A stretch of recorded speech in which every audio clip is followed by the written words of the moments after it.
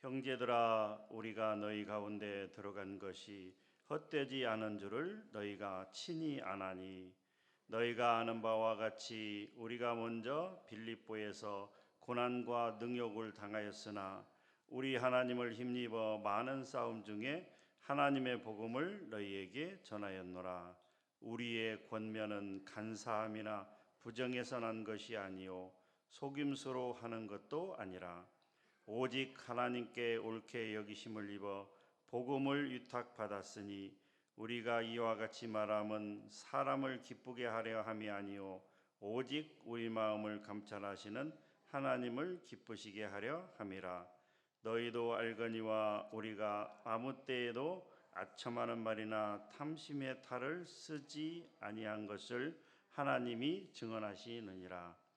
또한 우리는 너희에게서든지 다른 이에게서든지 사람에게서는 영광을 구하지 아니하였노라. 우리는 그리스도의 사도로서 마땅히 권위를 주장할 수 있으나 도리어 너희 가운데서 유순한 자가 되어 유모가 자기 자녀를 기름과 같이 하였으니 우리가 이같이 너희를 사모하여 하나님의 복음뿐 아니라 우리의 목숨까지도 너희에게 주기를 기뻐함은 너희가 우리의 사랑하는 자 됨이라. 형제들아, 우리의 수고와 애쓴 것을 너희가 기억하리니 너희 아무에게도 폐를 끼치지 아니하려고 밤낮으로 일하면서 너희에게 하나님의 복음을 전하였노라. 우리가 너희 믿는 자들을 향하여 어떻게 거룩하고 옳고 흠없이 행하였는지에 대하여 너희가 증인이요 하나님도 그러하시도다. 너희도 아는 바와 같이 우리가 너희 각 사람에게 아버지가 자기 자녀에게 하듯 권면하고 위로하고 경계하노니 이는 너희를 부르사 자기 나라와 영광에 이르게 하시는 하나님께 합당히 행하게 하려 함이라. 이러므로 우리가 하나님께 끊임없이 감사함은 너희가 우리에게 들은 바 하나님의 말씀을 받을 때에 사람의 말로 받지 아니하고 하나님의 말씀으로 받음이니 진실로 그러하도다. 이 말씀이 또한 너희 믿는 자 가운데에서 역사하느니라. 형제들아, 너희가 그리스도 예수 안에서 유대에 있는 하나님의 교회들을 본받은 자 되었으니 그들이 유대인들에게서 고난을 받음과 같이 너희도 너희 동족에게서 동일한 고난을 받았느니라. 유대인은 주 예수와 선지자들을 죽이고 우리를 쫓아내고 하나님을 기쁘시게 하지 아니하고 모든 사람에게 대적이 되어 우리가 이방인에게 말하여 구원받게 함을 그들이 금하여 자기 죄를 항상 채우매 노하심이 끝까지 그들에게 믿었느니라. 형제들아, 우리가 잠시 너희를 떠난 것은 얼굴이요 마음은 아니니 너희 얼굴 보기를 열정으로 더욱 힘썼노라. 그러므로 나 바울은 한두 번 너희에게 가고자 하였으나 사탄이 우리를 막았도다. 우리의 소망이나 기쁨이나 자랑의 면류관이 무엇이냐? 그가 강림하실 때 우리 주 예수 앞에 너희가 아니냐? 너희는 우리의 영광이요 기쁨이니라. 아멘. 사도 바울이 빌립보에서 복음을 전하다가 이제 박해를 받아서 쫓겨나가게 되고 그리고 옮겨서 복음을 전한 데살로니가 지역에 딱 새 일에 3주 동안 머물면서 하나님의 복음을 전하게 되었습니다. 그리고 떠나게 되었는데 그곳에 하나님의 그 데살로니가 교회가 하나님께서 세우신 데살로니가 교회가 만들어졌습니다. 사도 바울의 그러한 복음 전파와 그리고 많은 사람들의 노력으로 인해서 기도로 인해서 데살로니가 교회는 참 잘 자라났습니다. 많은 혼란과 박해가 물론 있었습니다. 외적으로는 유대인들과 수많은 사람들의 박해가 있었고요. 내부적으로도 예수님의 재림 문제와 죽은 자들에 대한 문제와 뭐 이런저런 문제 때문에 논란과 이론들이 참 많이 있었습니다. 사도 바울도 그것을 염려했지만 그래도 데살로니가 교회는 정말 참 건강하게 잘 자라난 것을 우리가 데살로니가서를 통해서 알 수가 있습니다. 오늘 2장에 보면 2장에서는 몇 가지 부분으로 나눌 수가 있는데 20절 중에서 1절부터 12절까지는 사도 바울의 회고에 관한 내용입니다. 사도 바울이 데살로니가 지역에서 전도할 당시에 내가 어떠한 마음으로 복음을 전파했는지에 관해서 다시 한번 상기하고 있다라고 하는 것입니다. 그런 내용들. 중점은 뭐예요? 사람을 기쁘게 하는 것이 아니라 하나님을 기쁘시게 하는 마음으로 사역을 했다라고 하는 것이죠. 정말 하나님께서 나에게 주신, 그리고 내가 직접 보고 들은 예수 그리스도의 죽음과 부활에 관해서 사실 그대로 증거했다라고 하는 것이죠. 수많은 이단 선지자들이나 수많은 잘못된 사람들처럼 어떤 괴계와 어떤 술수와 어떤 자기들만의 방법으로 왜곡된 진실을 전한 것이 아니라 참 진실, 하나님의 말씀, 그것을 그대로 전했다라고 하는 내용을 회고하고 있는 것이 1절부터 12절까지 내용이고요. 13절부터 16절까지 내용은 복음에 대한 데살로니가 성도들의 진실한 자세, 그들이 사람의 말로 받지 아니하고 하나님의 말씀으로 받은 그런 진실한 자세와 고난에 대해서, 특별히 인내한 것에 대해서 감사하고 격려하는 내용으로 이루어졌다라고 하는 것이죠. 마지막 17절부터 20절까지는 내가 너희들을 다시 한번 데살로니가 지역을 다시 한번 방문하고 싶었으나 사탄이 방해함으로 내가 나아가지 못한 그런 아쉬움에 대해서, 그럼에도 불구하고 데살로니가 성도들에 대한 깊은 애정을 표현하는 내용으로 이루어졌다라고 하는 것이죠. 1절부터 12절까지 내용을 우선 다시 한번 보게 되면 1절에서 사도 바울이 내가 데살로니가 지역에 가서 복음을 전한 것이 헛되지 않았다라고 이렇게 이야기합니다. 우리 1절을 다시 한 번만 읽어보도록 하겠습니다. 1절입니다. 시작. 형제들아, 우리가 너희 가운데 들어간 것이 헛되지 않은 줄을 너희가 친히 아나니. 사도 바울이 데살로니가 지역에서 복음을 전하였는데 그것이 헛되지 않았다라고 이야기합니다. 헛되지 않고 열매를 맺었다라고 이야기를 하고 있습니다.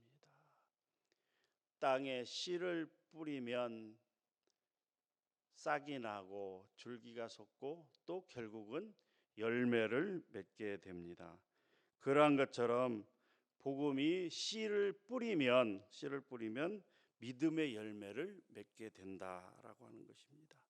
그것은 왜요? 그것은 바로 전한 사람의 능력이 아니고 그것은 바로 하나님의 말씀 자체가 능력이 있기 때문입니다. 복음 자체가 능력이 있기 때문에 그렇다라고 하는 것입니다. 사도 바울이 전하는 지역마다 복음의 열매가 맺힌 것처럼 복음 자체가 사도 바울이 능력이 있어서가 아니라 그것은 하나님의 말씀 자체, 복음 자체가 능력이 있기 때문에 그래서 전도의 열매가 맺어졌다라고 하는 것입니다. 사랑하는 성도 여러분, 그렇게 우리는 열심히 복음을 전해야 합니다. 열매를 맺고 안 맺고는 하나님이 하시는 일이기 때문입니다. 디모데후서 4장 2절 말씀에 너는 말씀을 전파하라. 때를 얻든지 못 얻든지 항상 힘쓰라라고 기록되어 있습니다. 때를 얻든지 못 얻든지 복음을 전파하라, 말씀을 전파하라라고 하는 것입니다. 복음을 전하는 자가 능력이 있는 것이 아니고 복음 자체가 능력이 있기 때문에 우리는 때를 얻든지 못 얻든지 열심히 복음을 전해야 됩니다. 왜요? 하나님께서 복음을 전하라라고 말씀하셨기 때문입니다. 복음을 전하는 것은 어려운 것이 아닙니다. 예수 그리스도의 부활에 관해서 하나님께서 우리를 위해서 이 땅에 예수 그리스도를 보내주시고 예수 그리스도께 십자가의 죽으심으로 말미암아 그 죽음으로 말미암아서 하나님께서 우리를 구원시켜 주셨다라고 하는 말을 전하면 되는 것입니다. 그것이 바로 복음입니다. 복음은 어려운 말이 아닙니다. 부지런히 우리는 전해야 됩니다. 2절 말씀은 바울 일행이 이미 빌립보에서 박해를 당하였으며 데살로니가에서도 박해를 당하였으나 하나님의 도움으로 복음을 전하였다라는 말을 이야기하면서 그때 당시를 상기하고 있는 것입니다. 2절 말씀 같이 한번 읽어보도록 하겠습니다. 시작. 너희가 아는 바와 같이 우리가 먼저 빌립보에서 고난과 능욕을 당하였으나 우리 하나님을 힘입어 많은 싸움 중에 하나님의 복음을 너희에게 전하였노라. 아멘. 어느 곳에든지 복음을 전하는 곳에는 항상 박해가 뒤따라 온다라고 하는 것입니다. 그런데 그 박해를 두려워하지 말고 당연히 박해가 있다고 생각하고 그 박해에도 굴하지 아니하고 복음 전하는 일을 게을리 하지 말아야 한다라고 하는 것입니다. 예수 그리스도께서 이 땅에 오셔서 수많은 고난을 당한 것처럼 또한 예수 그리스도를 따라가는 우리들도 당연히 그런 고난과 박해가 있다라고 하는 사실인 것입니다. 이 복음이 비록 많은 사람들에게 방해를 당해 어려움을 겪을지라도 오직 복음만이 소망 없는 인생에게 구원을 가져다 주는 유일한 길이라고 하는 것을 굳게 믿고 이 박해의 굴에서는 안 된다라고 하는 것이죠. 교회의 수천 년의 역사를 보게 되면 참 아이러니하게도 박해가 심했을 때 또한 부흥도 심했다라고 하는 것이죠. 박해가 심할 때 그 박해를 뚫고 복음 전파가 왕성했다라고 하는 것이죠. 수많은 하나님의 백성들이 새롭게 생겨났다라고 하는 것이죠. 또한 아이러니하게도 박해가 없을 때 교회가 죽어간다라고 하는 것이죠. 아니, 박해가 없을 때 성도들의 자세가 안일해지고 나태해지고 복음 전파기를 하는 것을 중단하고 그래서 교회가 성도들의 숫자가 점점 더 줄어가고 쇠퇴해 가고 있는 것이 교회 역사 가운데 증명이 되고 있습니다.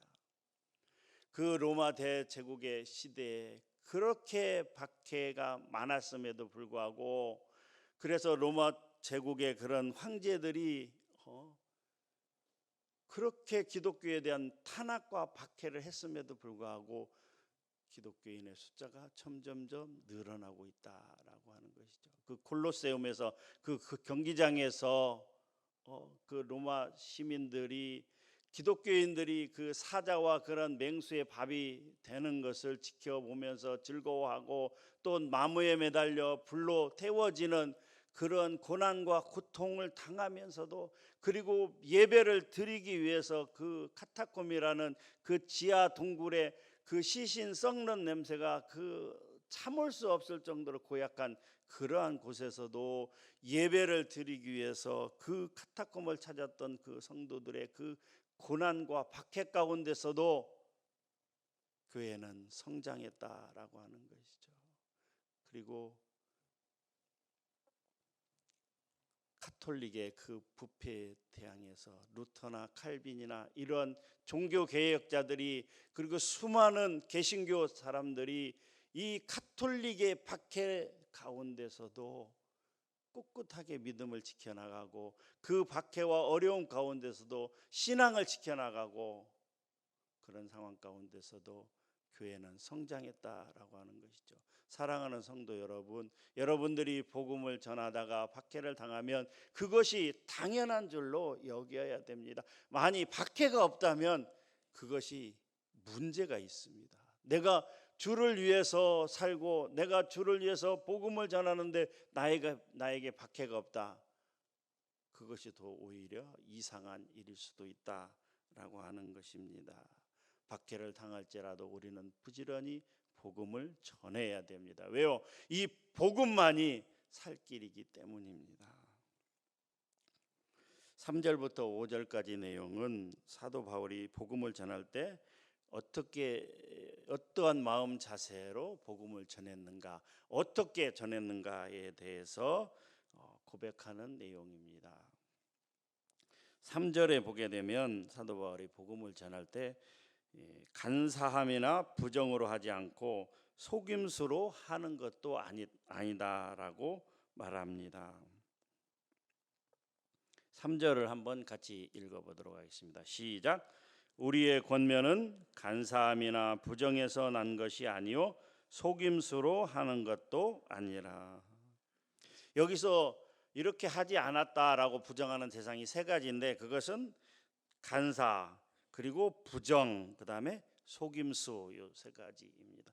첫 번째 간사의 의미는 헬라어 플라네스라고 되는데요, 실수, 오류, 잘못 이런 것들을 의미하는 단어로서 사도 바울이 복음을 전할 때 준비되지 않은 부정확한 지식을 전한다는 비판을 받았습니다.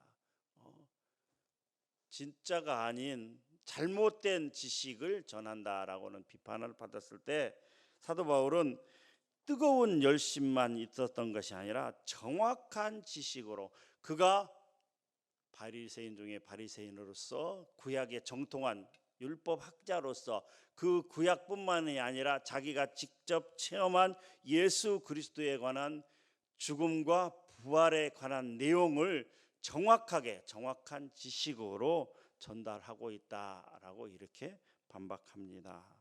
두 번째는 부정입니다. 여기서 부정은 정결치 않음, 즉 도덕적인 부패나 불결한 성적인 더러움을 나타내는데요, 이방 종교들 대부분이 성전 안에 그 창녀들을 놓고 매춘 행위를 하게 되어 있습니다. 이방 종교의 특징은 어떤 성과 결부된 그런 행동들을 의무적으로 하고 있다라고 하는 것이죠. 사도 바울은 나는 다른 이방 종교들처럼 그러지 않다, 나는 다른 종교들처럼 부정하지 않다, 정결하지 않은 것이 아니다라고 이야기하면서 그렇게 하는 기독교는 그렇게 하는 종교가 아니다라고 하는 것이죠. 또 어떤 철학자들처럼 어떤 돈을 갈취하기 위해서 어떤 이상한 이론들을 펼치는 그러한 것들이 아니다라고 하는 것이죠. 나 사도 바울이 전한 기독교는 어떤 인간의 욕망을 채워주는 것이 아니고 어떠한 부정한 것을 전하는 것이 아니라 진실도 하나님의 말씀을 전하는 것이다라고 하는 것이죠.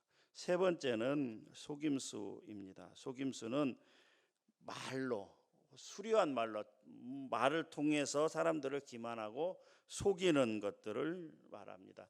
유창한 화술로 돈을 얻어내는 그런 철학자들과 달리 나는 어떻게 해요? 진실에 따른 참 복음만을 전하는, 그런 증거하는 삶을 살았다라고 이렇게 이야기를 합니다.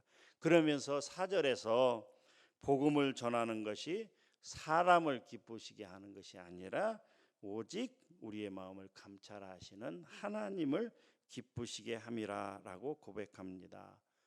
갈라디아서 1장 10절에서 이렇게 이야기합니다. 이제 내가 사람들에게 좋게 하랴 하나님께 좋게 하랴, 사람들에게 기쁨을 구하랴 내가 지금까지 사람들의 기쁨을 구하였다면 그리스도의 종이 아니니라 라고 얘기합니다. 사랑하는 성도 여러분, 여러분은 하나님을 기쁘시게 하는 삶을 살아가시겠습니까? 아니면 사람을 좋게 하고 기쁘게 하는 그런 삶을 살아가겠습니다. 우리는 사람을 기쁘게 할 것이 아니라 하나님을 기쁘게 하는 삶을 살아야 됩니다. 오늘 하루 내가 어떻게 하면 하나님을 기쁘시게 하는 삶을 살아갈까? 하나님이 기뻐하시는 것이 무엇일까? 하나님이 좋아하는 것이 무엇일까? 라고 생각하며 살아가야 됩니다. 하나님이 좋아하는 것이 무엇일까요?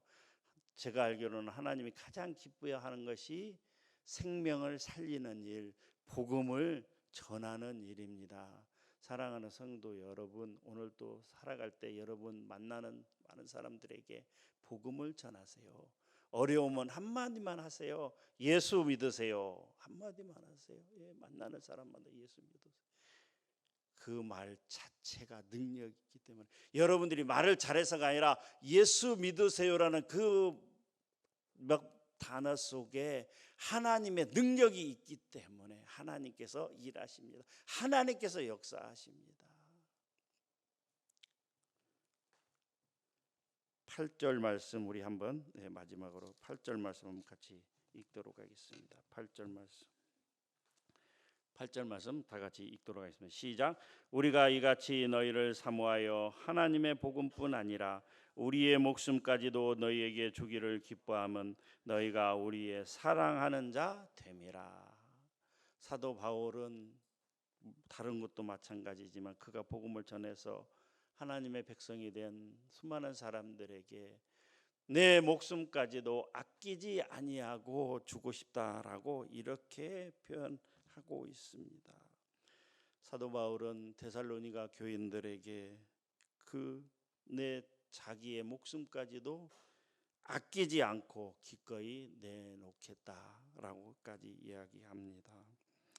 자신의 목숨까지 내놓을 수 있는 그런 마음이 복음 전도자의 마음이 아닌가 이렇게 생각이 되어집니다.